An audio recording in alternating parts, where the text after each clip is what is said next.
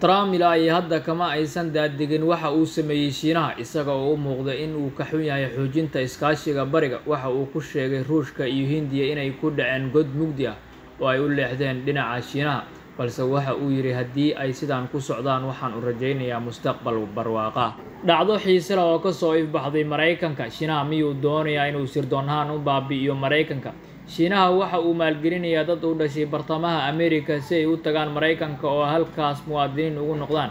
kadibna la shaqeeyaan sirdoonka Shiinaha si ay ula wadaagaan xogta uu ugu baahan yahay gudaha Mareykanka, oo mararka qaar gacan lagu siiyo inay ka shaqo galaan xarumaha muhiimka ah ama ay ka geystaan falal amni darro oo ka dhan ah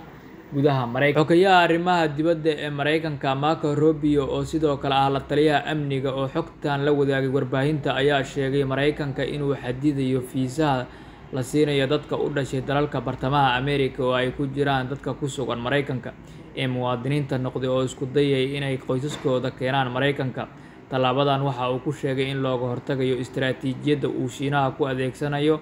isla markaana ay hadda la xaqiijiyay inay khatar ku yihiin amniga qaranka Mareykanka sida ay warisay Reuters. Israa'iil ayaa bilowday in ay ballaariso barnaamijkeeda nukliyeerka iyada oo sare u qaaday howlaha ka socda saxaraha Nevis, halkaa oo sawirada dayax-gacmeedka laga arkay inay ka socdaan shaqo ballaarin ah oo ay ku jirto wax soo saarka hubka nukliyeerka, sida lagu sheegay warbixin ay maanta soo sii daysay BBC Al Arabiya oo laga soo xigtay falanqeeyayaal dib u eegay sawirada dayax-gacmeedka uu goobta ka qaaday. Dhinaca kale, Sacuudiga ayaa si aan horey loo shaacin ugu soo iibsaday Shiinaha nidaamka difaaca hawada ee laysarka Shiinaha ee loo yaqaan Silent Hunter si ay uga hortagaan diyaaradaha aan duuliyaha lahayn, sida laga soo xigtay Defense Blog.